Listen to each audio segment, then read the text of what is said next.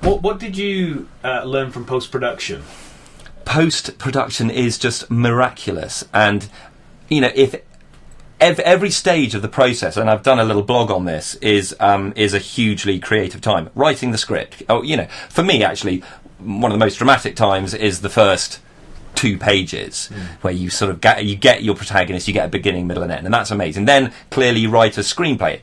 Awesome, and then you develop it and you nurture it and you go down blind avenues, and then you come back and hopefully over time you get a nice, well-honed script. Fantastic. Then to go on set and see it shot with a camera crew, with actors saying your lines on location, and things change, that's a hugely creative time. And if you're lucky as a writer, you will have some involvement in that. I mean, clearly that's when the director slightly takes over, but you as a writer, this film is still being written then. Post-production, the whole thing begins again, and it's almost like you start from scratch, because what you've got is a bundle of rushes and negatives, and you might do an assembly which accords to the script, but then again the script means nothing at that stage. What means everything is how are we going to take this load of raw material and make it into the best film that this is telling us it's going to be. In Chalet Girl, we moved some key scenes that for me were like, this is the big scene, and it happens on 65, after all this careful build-up. We just moved it 10 minutes later, and I was like, you can't do that. And then they go, well, just watch it and just think about what the audience knows, and think about what the pace of the film is saying, and it's to do with the great love story between Felicity and Ed Westwick.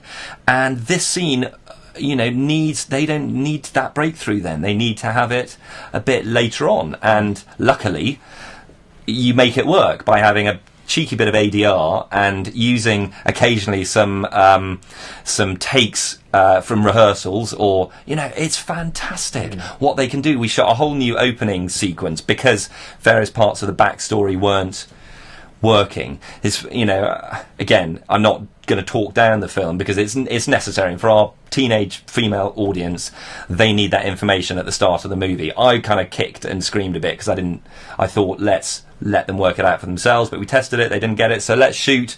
We shot an extra sort of half a day with some T4 presenters at a skateboarding competition, and chuck that in, and suddenly, okay, so and then we took out about 5 minutes of sort of the script that they'd shot, because that suddenly was rendered superfluous. So that was fascinating. The amount of dialogue you can cut just because an actress is so brilliant that a raised eyebrow renders your beautifully crafted soliloquy unnecessary. That's fascinating. Sound and music, oh my,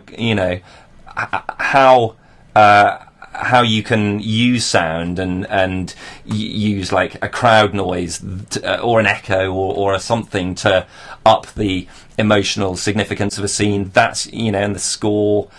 It's a whole new creative process, and one that I totally adore. And again, I lived down in Wiltshire. The edit was being done in Soho, and then up in actually Pinewood for a while. And so I'd come up as much as I could. They were very generous as well. They let me into the edit suite, and generally that had a good, I think, effect. I wrote a lot of ADR gags that weren't working. You just suddenly flip it to behind their head and write a real zinger and re-record it. That's writing. That's my job. So it ain't over till it's over. And the whole first day of principal photography, there you go, there's my script, pay me, and I hope it works out well. Clearly that happens a lot of times.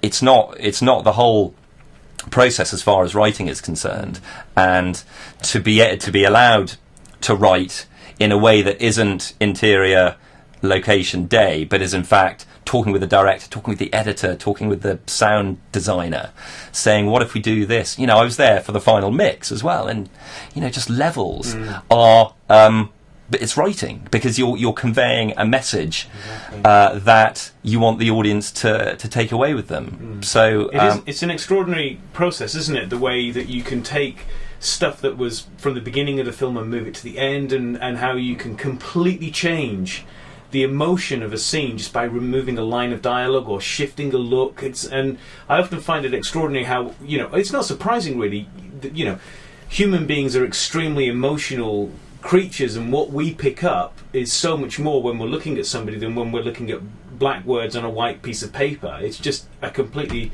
different experience. You're clearly extraordinarily passionate. Just about the process, about the whole thing. I'm very proud of the film. It's it is what it is. It's a teen rom-com, and but there's something in it for everybody. There's a whole marketing conversation that we could have about the poster, which has got Momentum, so who are the UK distributor, they have very generously put a lot of money behind it. TV ads, a big premiere, lots of these bus stop posters. But it is. I've seen it on the sides of buses, on telephone boxes. How does it feel to see? That feels really, really exciting. What is because it's my first movie, and I always thought it would be a 50 grand feature shot by a mate, and you have a big gala screening at the Curzon Soho, and then it goes straight to DVD, or you do some of your online models and you get what you can out of it. I mean, that is the stepping stone. This is sort of just leapfrogging some of those steps, which incidentally I would love to do, maybe as a director myself in due course. But sort of billboards, and my brother's sending me a text from Urmston in Manchester saying, "Hey bro, I saw your thing." What is the flip side of that is it's a very kind of teeny image, particularly the one they've chosen, Felicity, sort of, as she describes it, as like an octopus has been dropped out of the sky and she's sort of landed on top of Ed Westwick, and there's a comedy upside down snowboarder in the snow, and there's occasionally we've been arguing, is the title in pink, Go Girls, or is it in blue? It's like, Go Girls but take your boyfriends as well.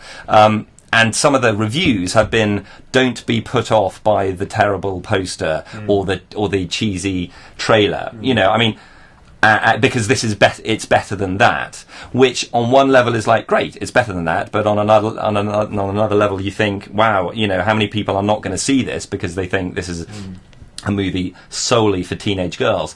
However, this is not to denigrate the work that Momentum have done, because, as it's been explained very clearly to us, better to get the teenage girls in, who, let's not forget, are the ones who go to see movies on opening weekend, and then word of mouth might filter out to some other people. Better to get them in, rather than try and be all things to all people, and sort of say, we're kind of working tightly, and we're 4-quadrant, because that's really hard. And then the teenage girls might think, this is too old for me, and the older people might think this is too young for me. It's really... and actually, if I'm honest with myself, the movie sits somewhere in between there. I never thought I was writing a teen rom-com.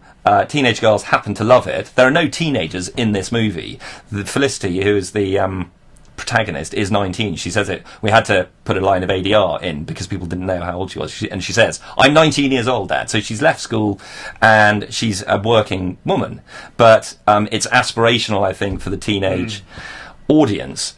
Suddenly I'm taking meetings with producers who are saying, can you do this sort of girls road trip movie with a load of 14-year-old girls? And I'm thinking, I don't write that. If you read the script, it's an adult movie, but it plays really well with young girls.